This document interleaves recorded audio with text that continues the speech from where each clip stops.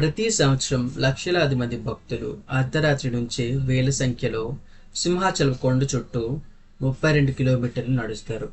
కానీ ఈ గిరి ప్రదక్షిణ ఎందుకు చేస్తారు? అసలు ఈ సాంప్రదాయం ఎప్పుడు మొదలైంది? 32 కిలోమీటర్లే ఎందుకు? కొండపైకి కాకుండా కొండ చుట్టూ ఎందుకు తిరుగుతారు? గిరి ప్రదక్షిణలో పాటించాల్సిన నియమాలేమిటి?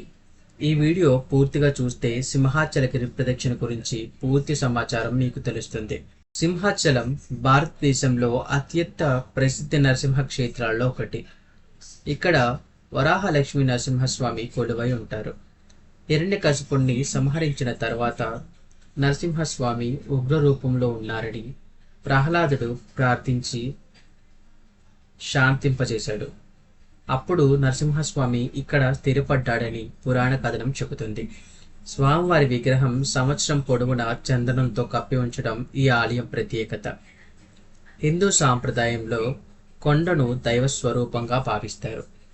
భక్తులు కొండను ప్రదక్షిణ చేస్తే స్వామివారి ప్రదక్షిణ చేసిన ఫలితం లభిస్తుందని విశ్వసిస్తారు. కాలక్రమేణా ఇలా వేలాది మంది భక్తులు పాల్గొని మహాభక్తి యాత్రగా మారింది. నేడు లక్షలాది మంది భక్తులు ఈ పవిత్ర యాత్రలో పాల్గొంటున్నారు. 32 కిలోమీటర్లే అసలు ఎందుకు? గిరి ప్రదక్షిణ మార్గం మొత్తం సుమారు 32 కిలోమీటర్లు. కొండ చుట్టూ ఉన్న ఈ సహజ మార్గాన్ని అనుసరించి ఈ దూరం ఏర్పడింది.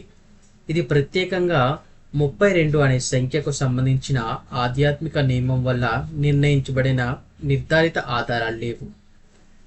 దేవాలయానికి చేసే ప్రదక్షిణలాగే కొండను కూడా దైవ స్వరూపంగా భావించి ప్రదక్షిణ చేస్తారు.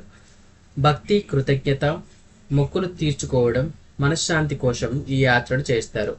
ఇది శారీరక సహనానికి, ఆధ్యాత్మిక ఏకాగ్రతకు ప్రతీకగా కూడా భావిస్తారు. గిరి ప్రదక్షిణలో పాటించాల్సిన నియమాలు ఏమిటి? శారీరకంగా సిద్ధంగా ఉండాలి. తగినంత నీరు త్రాగుతూ ప్రయాణించాలి. ఇతర భక్తులకు సహాయం చేయాలి. ఆరోగ్య సమస్యలు ఉన్నవారు తగిన జాగ్రత్తలు తీసుకొని గిరి ప్రదక్షిణ మొదలుపెట్టాలి. భక్తులు నమ్మే ఫలితాలేంటి? భక్తుల విశ్వాసం ప్రకారం స్వామివారి అనుగ్రహం లభిస్తుంది, మనశ్శాంతి కలుగుతుంది, మొక్కులు నెరవేరుతాయని నమ్ముతారు. కుటుంబ శ్రేయస్సు కోసం కూడా చాలా మంచిదని ఈ ప్రదక్షిణ చేస్తారు.